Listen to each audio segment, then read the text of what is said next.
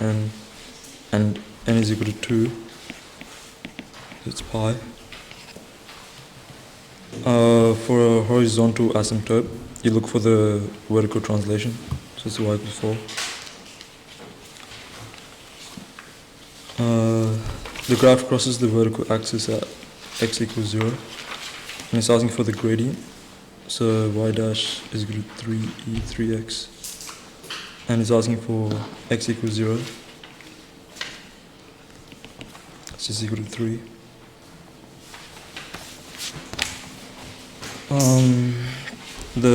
In methods, the only way it can't be continuous is if there's an asymptote, vertical asymptote in this interval. This has one at -3, but that's not in the interval. The only one that has asymptotes is this one.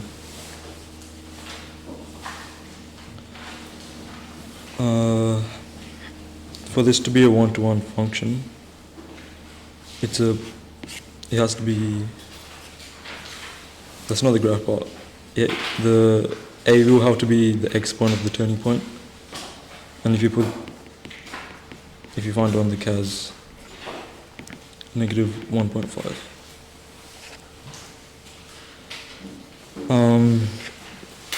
These are all inverse functions, so you have to look at the domain they give you, and this one's not valid because for a parabola, the only way it can be valid if it's the same for the domain. So let's see. For the derivative graph, you see there's 2 turning points, so it should cross the x-axis twice.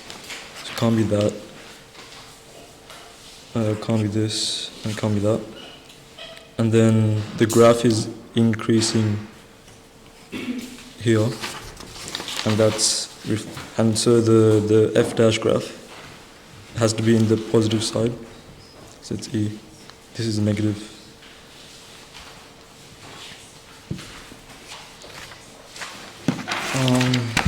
For this, you can look at this piece of information, and this means that part of the graph goes in the negative side. So you can just draw a random graph that goes like this, A and that's B.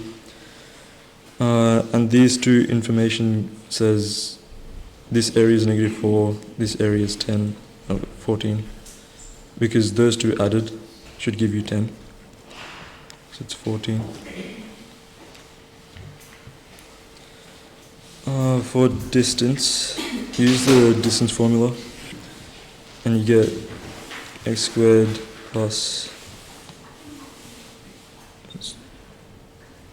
the root of 2x plus 1 squared. If you simplify that, you get x squared plus 2x plus 1. And if you factorize that, you get x squared, x plus 1 all squared. That just equals x plus 1. So it's D.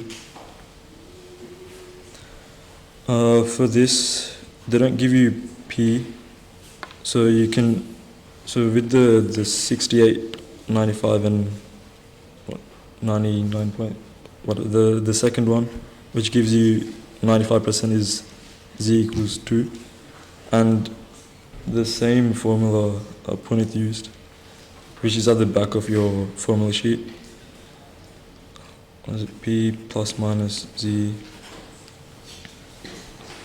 P1 minus P on N. Yeah. And if you put that in the CAS, you get D using Z equals 2.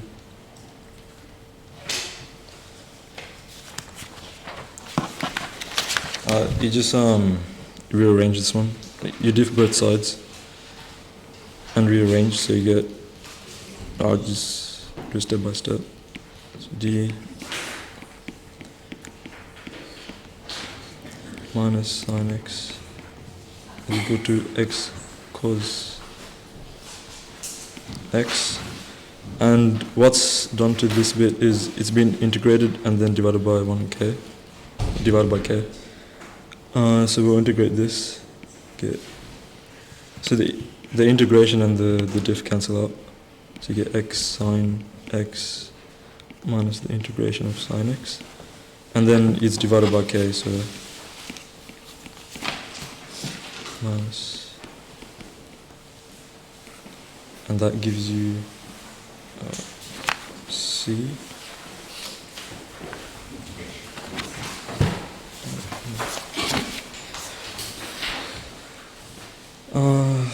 I drew a tree diagram for this one. So there's 3 red and x black. It's asking for, there's no replacement and of each color. So there has to be R and red and black, and then black and red. So the total at the start is 3 plus x, and there's 3 red. There's x black. And then for the second one, there's 1 less ball, so it'll be 2 plus x is the total. And there's x blacks too. And then for this one, total is 2 plus x, and then there's 3 blacks too. This. And then to find this, we multiply them. So they're the same thing, just the other way around. So you can just 2 times 3x on 2 plus x, 3 plus x. And that gives you 6x on that factorized equation, which is a. For this, you can just substitute a value for a, which is a positive real constant. And if you graph it, I can't remember what it looks like, but it's like this, excluding this interval. And you know it can't be a because log e of 0 isn't possible. That's what happens, and also they'll be undefined. So it's C. For the expected value, the rule is just x times fx, and the domain they give you is this, and that would give you b.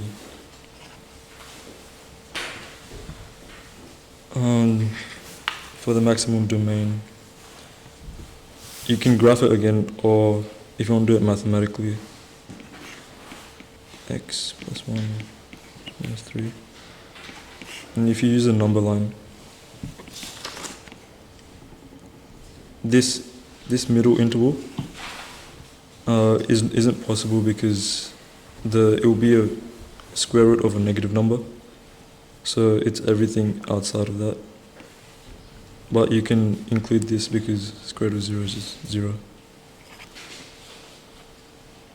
For this one, you can make 3 simultaneous equations using those 2 information and this one.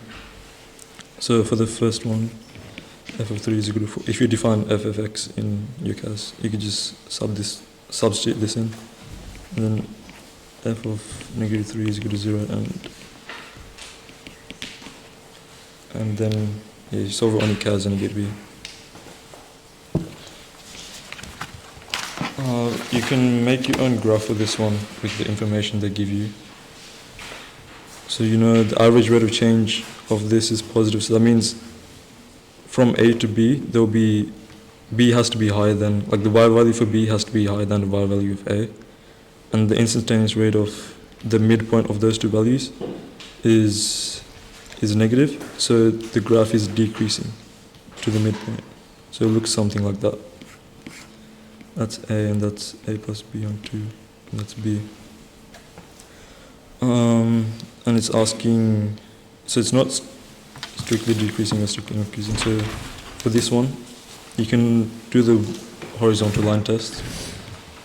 And there's two y values. There's one y value for 2 x values. So that's magnitude 1. For this, okay, so when it says x is greater than 16, given that x is greater than a, that means 16 has to be greater than a. So the intersection between those two, I'll just write out x is greater than a. The intersection of those two would just be this, because 16 is greater than a.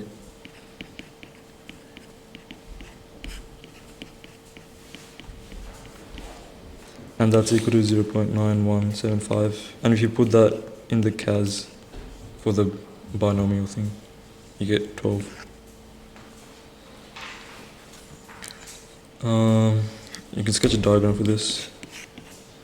The width is A, length is B, and there's squares cut out, which is X. It's asking for the volume. The volume is just equal to X, A minus 2X, B minus 2X. And it's asking for the maximum volume. So V dash has to equal 0. And this equation is minus 4A AB is equal to 0. So it's a parabola, which goes something like that. To find a maximum, you have to find where, so this is the f dash graph, you have to find where it's positive and then negative, which is the first point. And if you use the quadratic formula for this, you get d. Yeah. So you get these two options, but we use this test to see that the first solution is what you look for. This is plus minus, so it's the minus one you consider for it to be a maximum. For this question, you should sketch this one first. It's a sine graph. Sketch it so it lands at the ground, so this is when you hit it, and this is when it lands at the ground. So that interval is something like that, and the amplitude is 50. So it's asking for the probability that the ball travels more than 40 meters, and that happens for theta values from this point and this point. And if you find those, you get 23 something and then 63 something. So that's the two theta values, which the ball will travel for more than 40 meters. And it tells your mean is at 42 degrees, 42. Standard deviation is at 8. And if you put that in your binomial, for the lower boundary being theta 1, which is the 23 point something, and then the upper being theta 2, which is the 63 point something, and then you have your mean and you have your standard deviation, so you get A, and that's it.